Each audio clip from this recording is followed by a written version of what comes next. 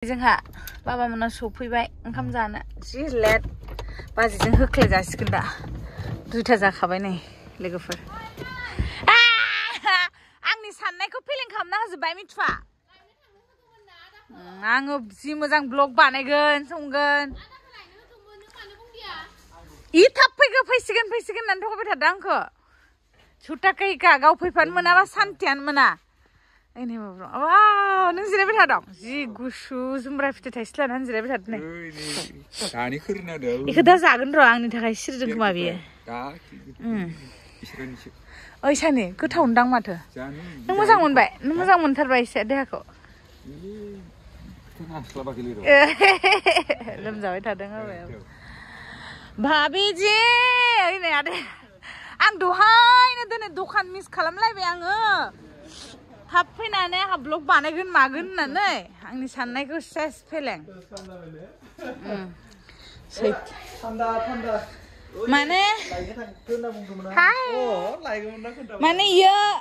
फैफानो मोनाबा गोसोआनो सोराङा बिदिसो जादों सेन्डल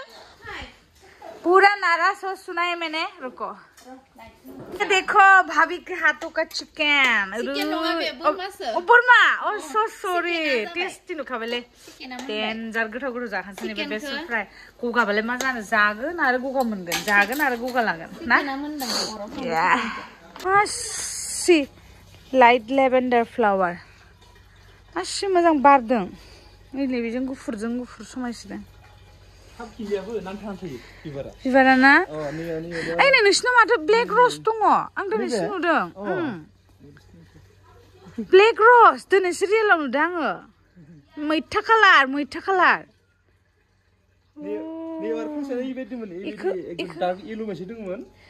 इखौ फुलि बुरजा बानाया माया दा इमान मोजां इयो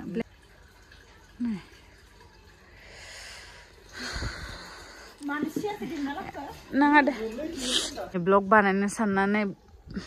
थाब फैनो नागिरनाया जादिया फुख्रिया नै साना देरानो हाबाय डेन्जार ना दं बेवहाय बहुत फिस है फिस इधर ओइथिं दुगैनो मोजांथार बिसोरना जि सुनो जोङो चिकेन जानोसै वाव ओंखामजों जानो हायाना गोखै जानो नागिरनाय सिमांखौ आद्रा खालामबाय आरो आंखौ मिथिबा जुमब्रा खाजि जानोसै थांसै जि मोजां ब्लग बानायनोसै होननानै दाबो जेबो नङा मालाय सिथ्लायाव जिरायनानै बरियासै पियर माइब्रा बिदै बेदर जानो जोङो अबस्था गैयै जाखाबाय आङो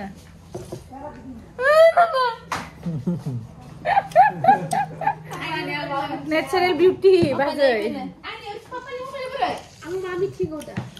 लादो रिल्स लादो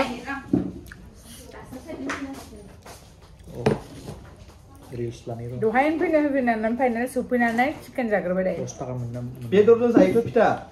बेदरजों फिथा बेदरजों फिथा गोलाव लाबोदो लोगोफोर लकेल दाउजों एन्थाबलाबो बेनिफ्राय दिनै फेसबुक पेमेन्ट माबा हाबाखै दाबो गोलाव फिथा मोसौ थाफ्ले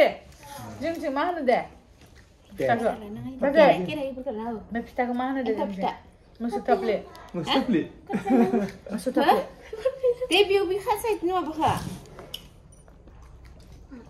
जोंजों मोसौ थाफ्लेसो होनो ओंखाम जायै सिगाङावनो एसे नास्ता गोखै जानो नागिरनाय सिमाङा जोब्बाय मिथुआ जाहोनो बाखादोंमोन दां थै खमखाय मायु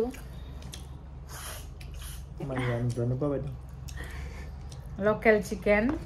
एकदम फ्रेश न'नि आंखौबो बाय लानांगोन ना दे बाजैजों आंजों ला एसे मालिकानो नुजायाबा नङा र'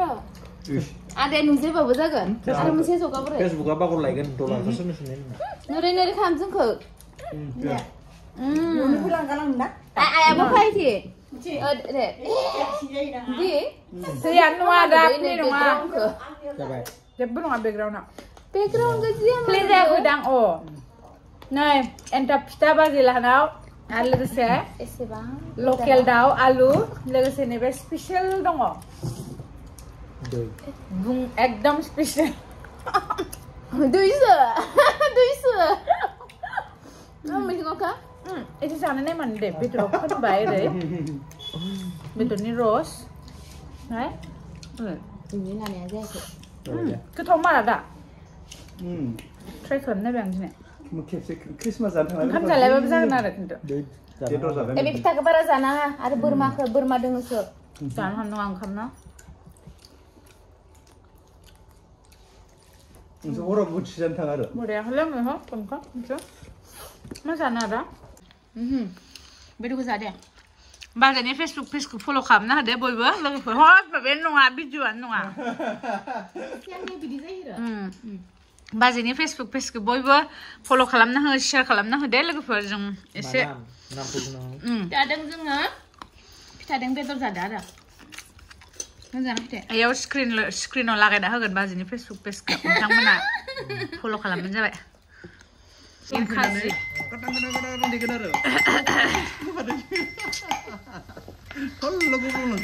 थाइगिर खाजि बानायदों बिसोरनाव मेरला थाइगिर दं हरदो दे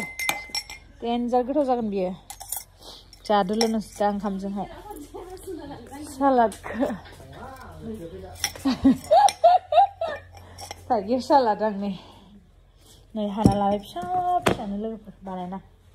टेस्टि माबायदि बाजै ready to eat family नै बे माइ लाफा ओंख्रि वाव लाफाजों ना फिसा जानो लुगैदोंनायखाय बाजै संदोंमोन ना मासि मोजां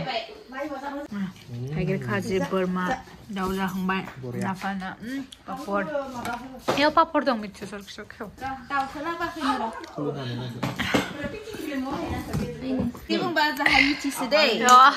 धन्यबाद लेस्रा बेसर पापर थेंक्स होनांगौ आंनि थाखाय गोथाव गोथाव मोनजादों एलाय बे माबायावनो थाइगिरावनो होखादों बरिया जि गोथाव जानोसै ने बोरमाखौ फार्स्ट टेस्ट खालामसै माने लाफा जाबाथाय बेलेगखौ बावगारजोबगोन ना फिसाखाय बाहाय माबा जादों ना फिसा होननायखाय ना फिसा लाबोबाय बरिया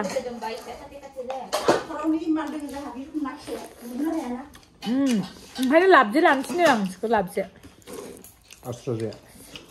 लाबजे सानानै दोनबा मोनबाथ'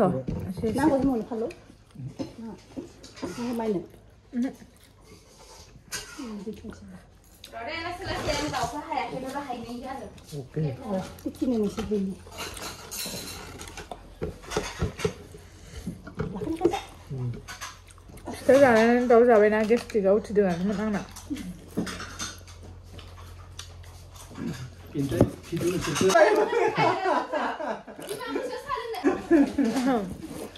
बरिया नावखौथ' थांबाय बेयावबो सोरखौ आदाखौ